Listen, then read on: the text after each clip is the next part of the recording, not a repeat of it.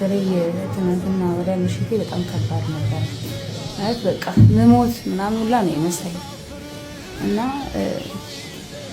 ቃል የተገባ ምናምን ገንዘብ አለ ግን ቃል እንደተገባው እየገባ አይደለም በቂም አይደለም ግን እግዚአብሔር የባረካቸው አንዳንድ ሰዎች አሉ እነሱ ባስገቡልኝ ገንዘብ ጉዞ ነገር መፍጠን ስላለበት ወደ ካንሰር ሊቀየር ስለሆነ ሳይሰራጭ ቶሎ ቀዶ ጥገና ማድረግ አለብኝና እሱ ደግሞ በጣም ፔን አለው እግዚአብሔርና እኔ ነው የምናውቀው ይሄንና ህመም አለው ስቃዩ ከባድ ነው አዎ በጣም ምንድነው አሁን አንዳንድ ሰዎች ስፔሲፊክ የሆነ የህመሙ ሁኔታ ስፔሲፊክ በሆነ መንገድ አልተገለጠም ምንድነው ብለው የሚጠይቁ አሉና ያው ለነሱ አስፈላጊ ባይሆንም ቅሉ መታመም በራሱ መታመም ነው ነገር ግን አንዳንድ አድቫይዝም ለመስጠት የነገሩንም ክብደት ለመረዳት የሚፈልጉ ሰዎች በቅንነት እሱን ነገር ስለሚሉ ነው እንትን ነው ጨጓራዬ በጣም እብጠት እንዳለበት እና ሙሉ የጨጓራዬ ዳርዳሩ እንደፈነዳዳ እና ይሄ ከዚህ እንትን ውሃ መጠጣት አልችልም እንትን ማለት ማዋጥ አልችልም ውሃ ምግብ መብላት አልችልም እና የጉሮሮ ጥበት እንዳለ እና አባጮች እንዳሉ እሱ ደግሞ ወደ ካንሰር ሊቀየር ስለሆነ በጣም በፍጥነት ቀዶ ጥገና ማድረግ እንዳለብኝ ነው የተነገረ አሉ ውጤቶች አሁን የመጨረሻ የውጭውን ነገርም እነሱ ጉዞውን የፈቀዱበት ወይም አድቫይዝ ያደረጉበት ምክንያቱ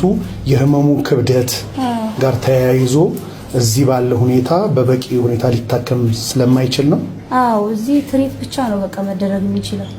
ከነሱ አቅም በላይ ስለሆነ ነው እነሱም ሪፈር የጻፉት ስለዚህ ለዛ የኔም ህመም በጣም እየበረታ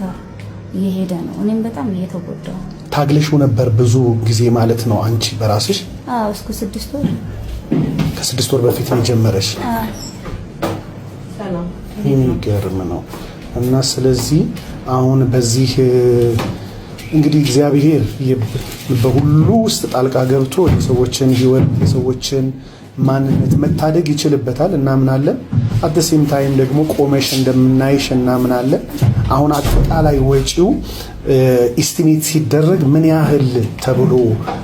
ነው የተገመተው እስከ 10 ሚሊዮን ነው እስከ 10 ሚሊዮን እስከ 10 ሚሊዮን ተባለ እስካሁን ግን እዛ ማለት ግማሹን እንኳን አልደረሰም ኦኬ የሚገርም ለመጀመሪያ የሚሆን ያህል ለጉዞ የሚሆን ያህል እንጂ ለህክምና የሚሆን ያህል ገና አልተሰበሰበም እንግዲህ እግዚአብሔርን ታምናን ነው የምንወጣው ሲያቀን ያው እግዚአብሔር ይባርከው እሱ ነው በጣም አይቶኛል በጣም እዚህ እንዴት ሲሆን እንደነበረና ለዛ ነው በጣም እየተወራራታልኛል ያ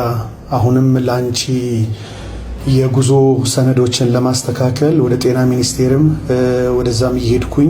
ደብዳቤዎችን እየፈለኩኝ ነው ብሎ ደውሎልኝ ነበር እኔም ጋር ስለዚህ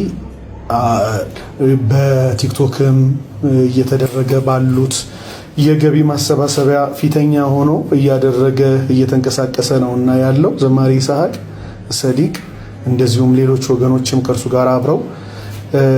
እና አክሊልም የተለያዩ ወገኖች አብረውት እየሰሩ ነው ያሉትና